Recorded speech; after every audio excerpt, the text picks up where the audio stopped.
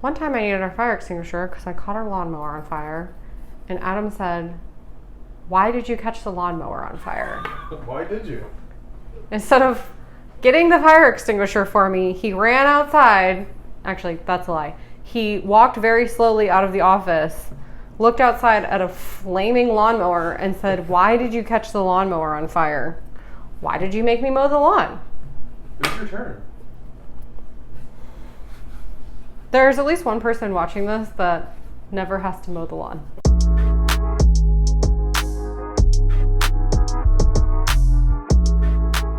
Hi, and welcome to an episode of Liz Bakes For You.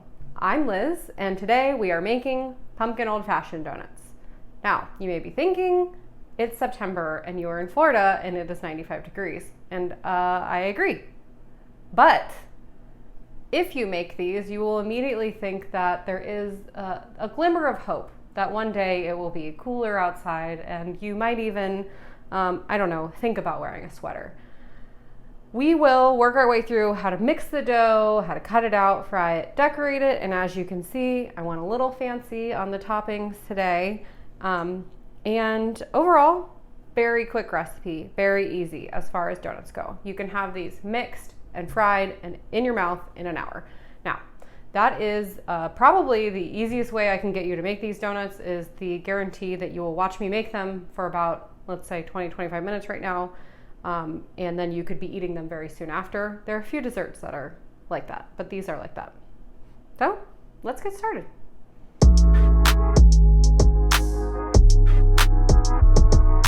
Today we are making an old-fashioned donut, which I've done before. If you want to go back a season, you will see the Milk Bar inspired old-fashioned donuts. And if you've watched that already, you'll notice that there are a few similarities. The first one being the flour. We're using an all-purpose flour, and this is 3.5 cups.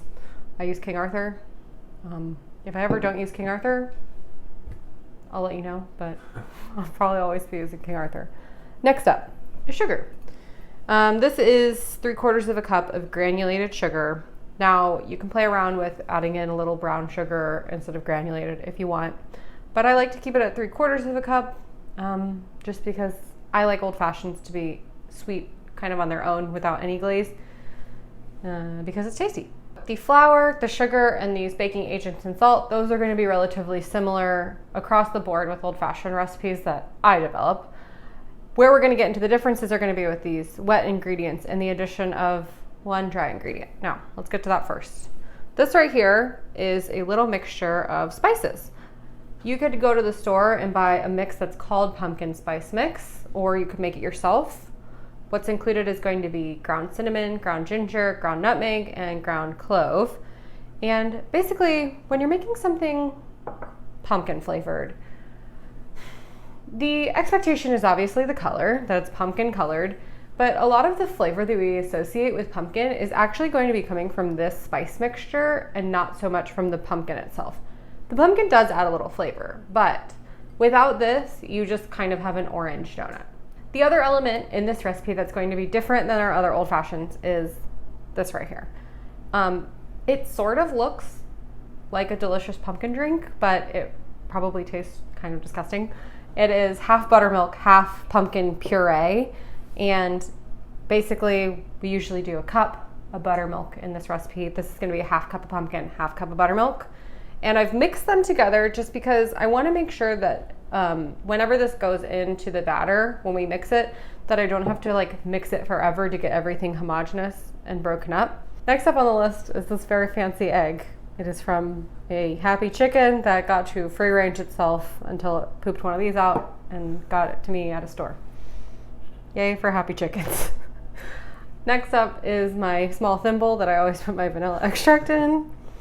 And lastly, we have melted butter, and I went bougie and got the, I got some pumpkin on it, but I got the grass-fed butter, so it's very yellow. Lean it towards you. It's extremely yellow. I was afraid if I leaned it towards you, when you're doing one thing, but also doing another thing, and then the other thing you're doing that you kind of forgot about was tipping something over and spilling it onto things. Mm-hmm. So all of this is going to go into this bowl, and I'm going to use my stand mixer.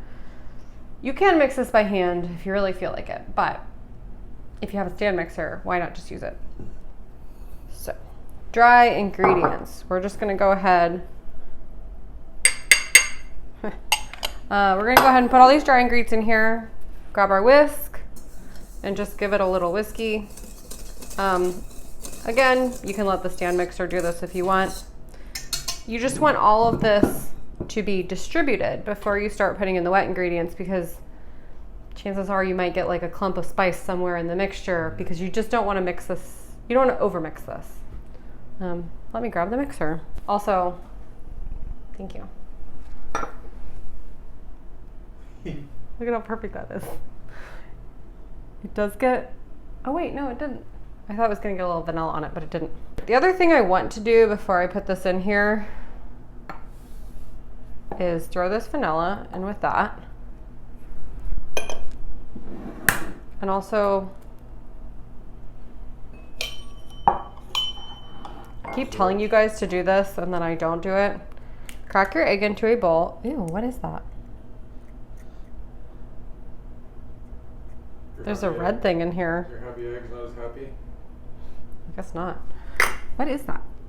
Mostly to check for shells, so make sure it's glass so you can see through it. And now, this is not the right whisk for the job, so I'm gonna do more of a mashy. Basically, again, I just want all of this to be as together before it hits the flour as possible, because while you do want some gluten development, and the acid in the buttermilk will break down the gluten development a little bit. This happens every time. You don't want to overmix your donuts, is what I'm trying to say. So, this goes into there. Can you grab me a spatula out of that drawer? Just a teeny tiny boy. Ugh, my least favorite one. Barely. This is my least favorite spatula. I just want everybody to know that. I'll tell you why, actually, because who knows? Maybe you want to know. See how thick it is? What is this?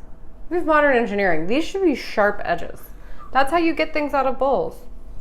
I really don't know how people work like this. Now, paddle attachment. We're going to give this a few little revs, basically, to get it going.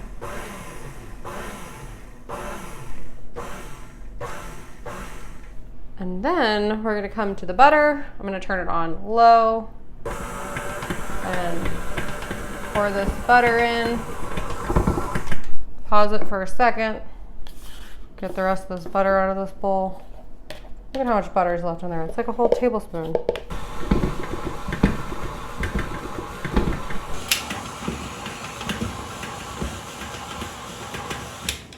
Now, that's about good. But we have some areas that are wet and some that are dry, which is not good. We want it to all be the same. So I'm going to knock it off here with my fingies, give it another little twirl. But that's good enough. I like to refer to old-fashioned donuts as easy mode. And the reason being is you could wake up in the morning and think, God, I'd really love some homemade donuts today. And within an hour, have homemade donuts. With a raised donut, not possible. I mean, probably possible, probably just not good. Usually this happens, this dry area that's on the bottom. So you just want to make sure that you're getting that incorporated. Now, this dough, as you can see, it's moldable, but it's still wet. That is what you look for in old-fashioned donuts. You want it to be able to be rolled out and cut into donuts, which makes it different than a cake donut. But you don't want it to be so dry that you get basically hard little biscuits.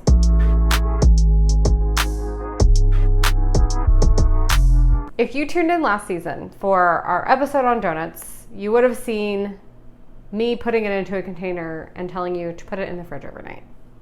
That is a pro tip. However, you can ignore it. This just got done.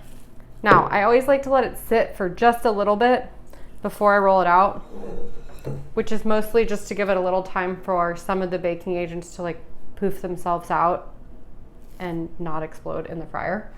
But I am gonna immediately roll this dough out after having just made it today. I'm not gonna rest it in the fridge overnight.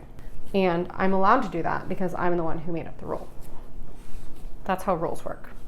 You make them up for other people and then you ignore them. So I'm just gonna push this back into a ball, basically. And you'll notice that, it's all squishy. We get these kind of broken areas, and I know for a fact that I mentioned that in the other video. I forgot my rolling pin again. And those areas might just get a little more oil in them. It won't be a big deal. Now, you can roll this out by hand. I don't really want to do that, so I'm gonna grab my rolling pin.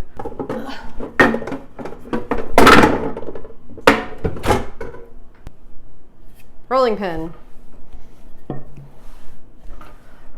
So one thing you'll notice when you're rolling out dough the day you make it, instead of letting it sit overnight, is it gets kind of dimply looking. And that's like, from my experience, that's just the baking agent hasn't had as long to like react, so it's actively reacting as you're rolling out this dough. That's about the thickness we're looking for, about a 1/2 inch. Now we cut these out. This should make 10 to 12. Whenever I would be planning for a pop-up, I'd always assume that this recipe was only going to make 10 so that I would have some wiggle room. Like if it made more, I just got like bonus donuts. But for your sake, it really depends on how thin you roll them. You want them a certain thickness, like this is your ideal thickness. You can go a little thicker, you can go a little thinner. But it's all kind of how it turns out when you're rolling. And that's how much you get out of it.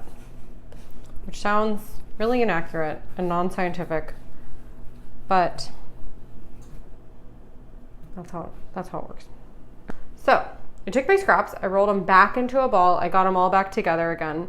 One thing to remember when you have this scrap ball is that this is a little bit more compacted than that one. And also, for that reason, you can roll it slightly thinner because there's technically more there. It's just been compacted. I think that makes sense. I don't really know. No. One thing to be sure of whenever you're cutting out donuts, whether it's raised donuts or old fashions, Keep some donuts for me. you want all of the edges to have a clean cut because that's going to make a more even poof in the fryer. If I were to cut this one and leave this edge like rounded, it would round. It wouldn't expand. I think I'm gonna roll those other donuts out. While you're here? Yeah, the super secret Instagram only donuts. None for you. Not that secret. Yes, they are. You have to follow me on Instagram. Actually, the irony is that more people probably follow me on Instagram there's more of an overlap of Instagram followers to YouTube than YouTube to Instagram. Okay, this guy's a little sad, but he's a little flat. So I got 11 because somebody wanted some donut holes. Another thing to keep in mind, if you shape these out, it's about one more donut. Sorry, I'm on donut holes. No.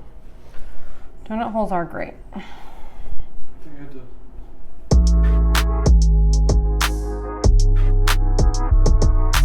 We are going to start frying the pumpkin donuts now. My oil was brand new until I attempted a recipe in it minutes ago. That didn't work. But we're ready to start with these guys. So, first thing you want to do is score your donuts, if you're me. If you don't do this, good luck. It'll still work. But the reason I do this is because I want to control the way the donut poofs when it goes in the oil. So I cut them all like that. Ooh. Just got a lot of oil on the outside there. Now, once these come to the top, I like to check that these scores are still scored. And then I flip them, because old-fashioned donuts get flipped twice. Flip that guy. And I just run my little chopstick along them.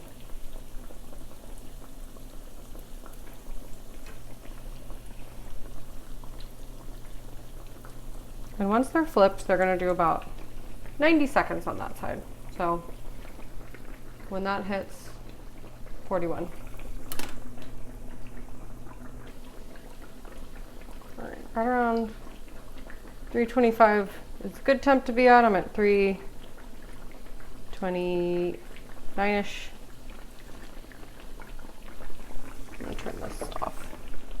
This burner likes to get way too hot. So I have to turn it on, get it to the temp, and it's like, It's the murder burner. it Always just one. murders everything. Always one. Okay, flip you. Now, similar to how the dough looked kind of puckery when we were rolling it out, you'll notice that when these are fried, they've got a lot more crevices. And that's just because that baking agent has not spent the whole night reacting slowly in the fridge. It just was immediately rolled and done this, immediately rolled and fried. I am going to do one that I don't score so you guys can see how that goes. And I'm going to make sure I stretch it a little bit to make the hole a little bigger, because since it's only going to be puffing up, it's going to go in. And if you don't make the hole a little bigger, it can become like butthole. Right, and then it's about 75 seconds on the other side, which is about now. So pick it up, let a little oil drain off. You can do 2 at a time if you want. Double duty. This is about the time that the spice smell starts to hit you. Oh boy. Okay, so like I said, I'm gonna do one without cutting it. So I'm gonna stretch this out so the hole's a little bigger and throw him in there. Watch that one come out prettier than the rest of them. That would be kind of hilarious. Oh. Sorry. Let me try and pack these in. Jeez. Okay, I clean up after I'm done. I can't be controlled, can't be tamed. Sometimes you do the little scores and then they close themselves back up when they rise to the surface, and it's like you didn't even do them, which is annoying. There's definitely not enough space in here for all these. Oopsies. Okay, this one's definitely been going for a little while, so I'm gonna flip him. I'm gonna flip all these other ones. Yee! Steam got me. Regularly in my marketing, I say, I know frying donuts at home can be intimidating. It's like, more so, I know you basically are aiming to burn the shit out of yourself every time you try and do this at home. But look at how tasty they look.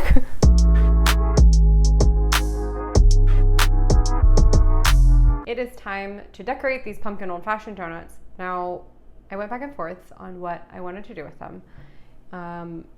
They are really good with just plain vanilla glaze on them. So I would say definitely go for that if that's your vibe.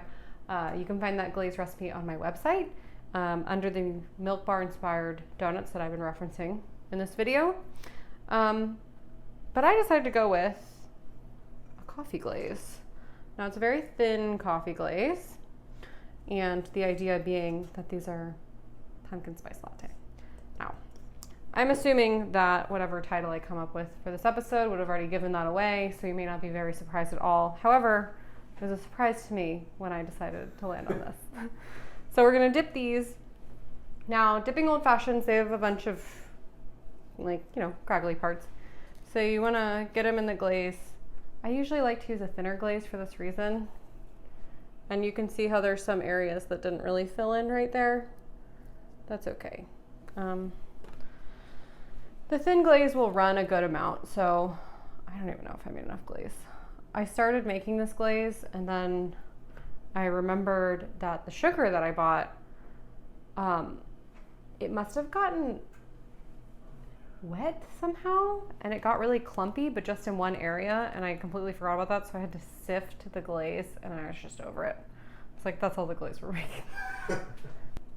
But one thing you won't get if you do let the dough rest overnight is like the really craggliness of these is only something you're gonna get if you fry them immediately, which, you know, is like not a bug, it's a feature for some people with donuts. but it's really up to you and what you like. This is the one, I wanted to show you guys the difference between these. So this is the one that I cut, and this is one that I didn't cut. So I'm gonna zoom in on these guys so you can see the difference. If you were 1 foot from my face and you weren't that close, I know you're not close enough to these donuts. Oh, now I'm on the 2X. Oh, okay. He was very close to my face earlier, and I thought he was using the fisheye lens to be mean. But as you can see, I mean, this one was cut, so all of the expansion mainly happened in these cut areas. And then you'll also notice it happened kind of right here on the inside of the donut, and not so much on the bottom. This one, on the other hand, also not so much on the bottom. It expanded along the edges. It has kind of a circular expansion happening. And it also, if you remember, we made this hole really big, so it expanded inwards too. This one looks really nice for a donut that hasn't been cut. The best way to get consistency and, in my opinion, good looking donuts is to just do the small cuts in them.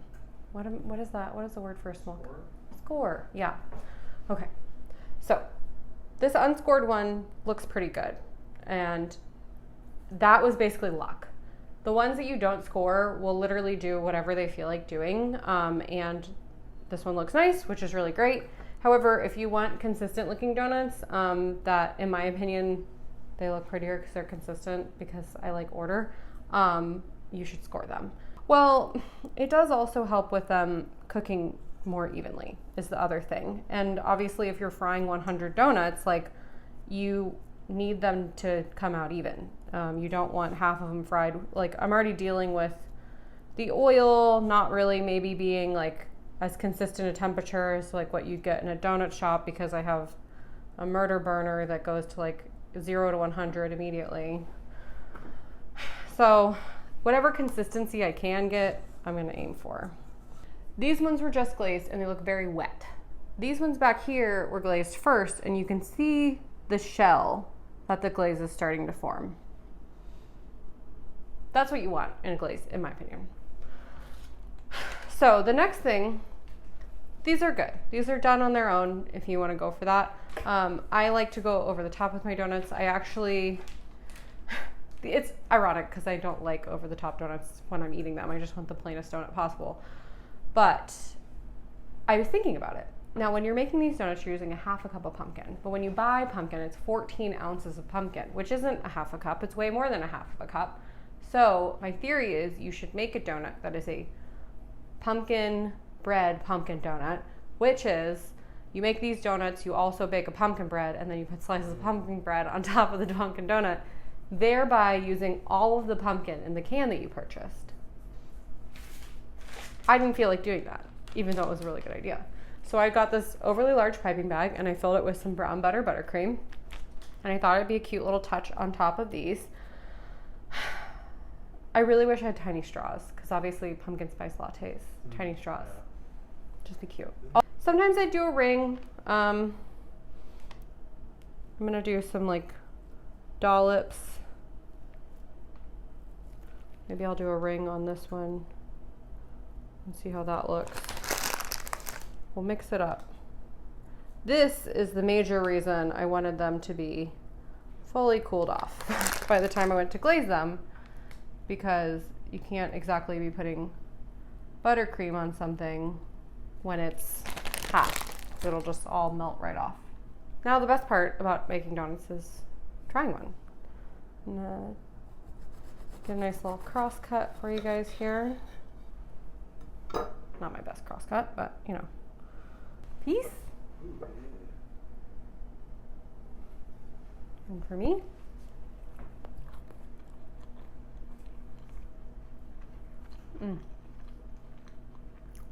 God, that tastes like Thanksgiving. That's so good. Well,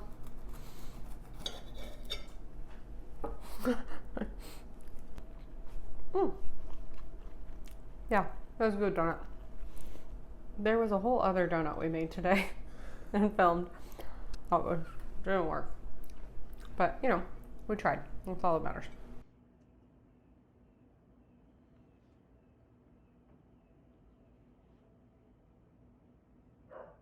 Thank you all for joining me today while I made these pumpkin old-fashioned donuts. These are Thanksgiving in your mouth, and I think that you should try them as soon as possible. And like I said, because they're old-fashioned donuts, they're easy mode. You could jump off this YouTube video right now and have them in your belly in like 1 hour. That's a pretty good sell, right? Yeah. So you're gonna wanna head to the description or orlandough.com to find the recipe for these. And if you have any curiosity about how the raised pumpkin donuts went, join me over on Instagram at orlan_dough. And again, I'm Liz. This is Liz Bakes for you. And we'll see you next week.